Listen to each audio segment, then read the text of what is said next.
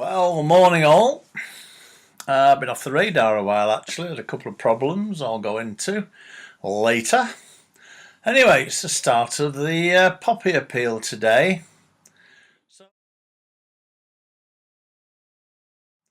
So let's not forget. Let's buy a poppy. Let's buy a wristband. Got one for my car. Got them all over. I'll have them coming out of my ears if they hadn't made earrings.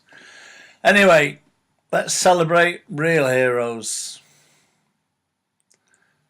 And let's remember the favourite picture.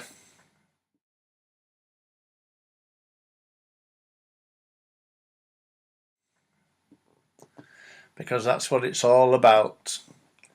How they fought and died for what?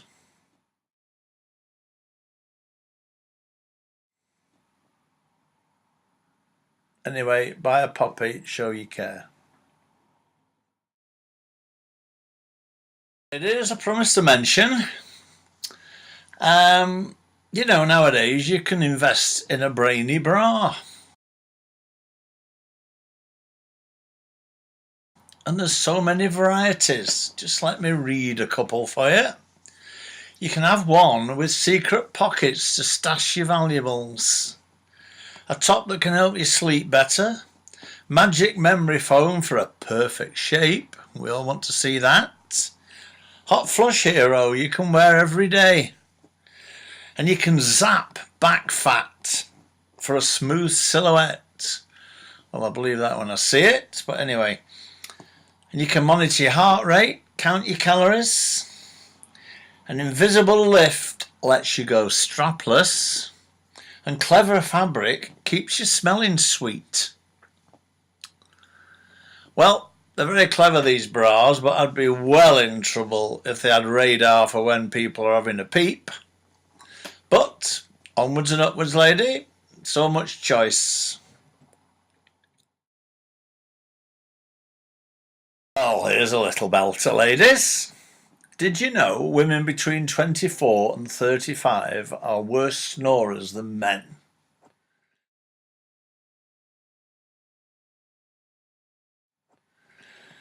Now, don't you go believing between 24 and 35, because I share a bed with a lady considerably older than that, and she snores. Yeah, that's a surprise, isn't it? But the Ear, Nose and Throat Hospital has done research on the subject, so they must be right. And what they're suggesting is that you tape a tennis ball on the back so that they can't sleep on the back and keep the nasal passages clear. Well, let me tell you, I sleep on my side and I snore for England. So that's a load of rubbish, Ear, Nose and Throat Hospital. So back to square one.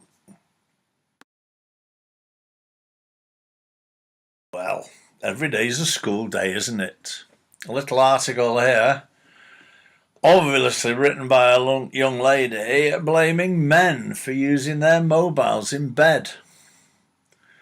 Not with the vibrating sound, but using it to read messages and calls.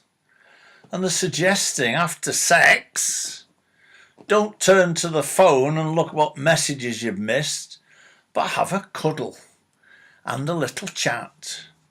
Well, that's romantic, isn't it? And then, during the day, spend an hour, twitch your phones off, hide them, and have a chat. And just try and spend a whole day chatting. Well, that'd be good, wouldn't it? After goodness knows how many years of marriage, you're going to chat without your phone. Well, it's a worry. Well, chaps, I think when you look at Nigella Lawson,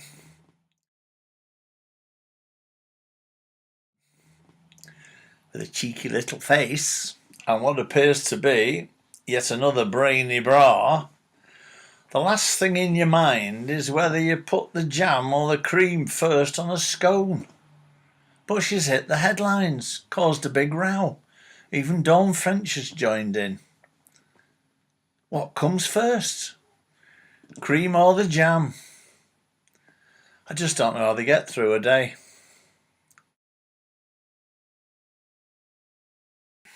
Another problem, crying out loud. Anita Rani, an Asian television star, is complaining that she's always being mistaken for Saira Khan.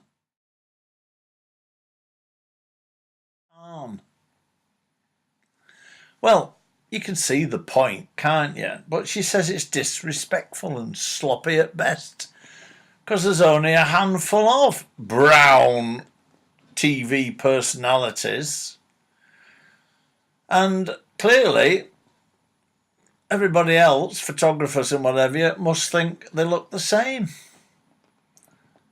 Well, they do, don't they?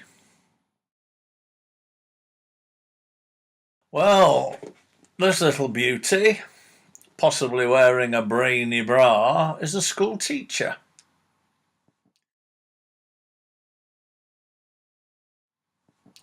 Ellie Wilson. And she's been charged with having sex with a 16-year-old boy in an airplane toilet. And she's been found not guilty. Because in the evidence, she said that she was wearing hiking boots and couldn't get undressed, so it was impossible. Well, Ellie Wilson obviously got very little imagination. Enough said on that one. Brighton University has had a bit of flack from the old feminist brigade. They're teaching first-year freshers the art of prostitution. For crying out loud. Anyway, bit of flack, but, you know, if you can't stand the heat, don't get in the kitchen. Sounds a good idea to me. Winter's on the way, and obviously, being a pensioner, you have to worry when you're getting your fuel allowance, and how are you going to heat the house, and are you going to be sick, and what have you, and can you afford the drugs? But you can rest assured, education is still there, and you can relax, really, that they're spending the money sensibly. Look at this. Northumbria University spent £2,184 on visiting the lap dancing club Spearmint Rhino.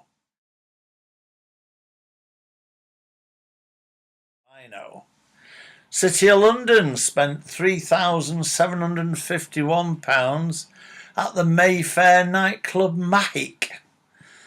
And Durham, £2,614 for a quick visit to Caesar's Palace in Las Vegas.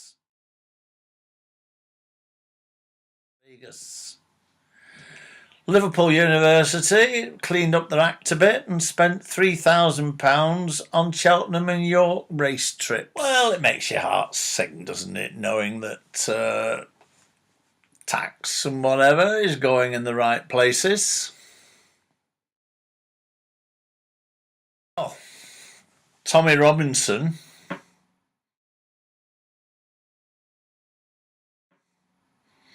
of National Front, EDL fame, or whatever they're calling it this week, was taken as a guest to the House of Lords by a UKIP MP. And it's caused a bit of outrage in Parliament, where everybody's whiter than white, as we know, because some tosspot MP complained about this. And for those who follow politics, as I do, believe it or not, John Bercow,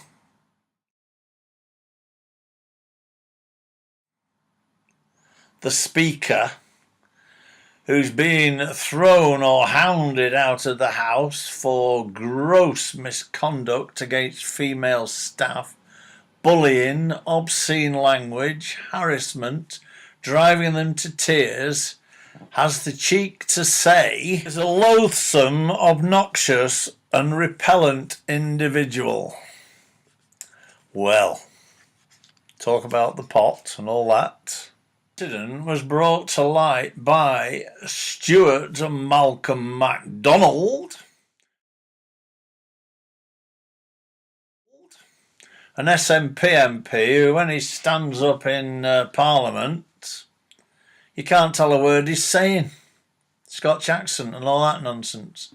Well, he says the likes of Tommy Robinson shouldn't be allowed to walk amongst us in the Westminster Village.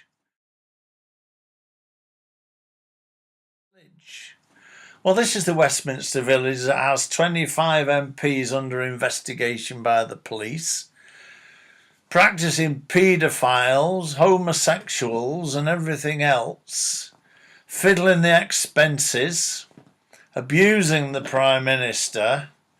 So, of course, they're really setting a high standard, and he shouldn't.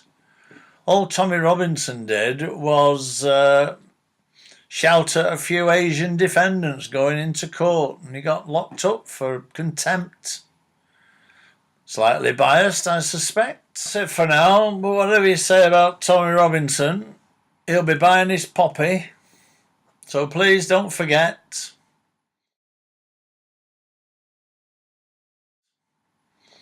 It means a lot, and let's not forget. Ever. Night all. Oh, then I've put the flag up. Don't think for a minute I'm a supporter of Tommy Robinson.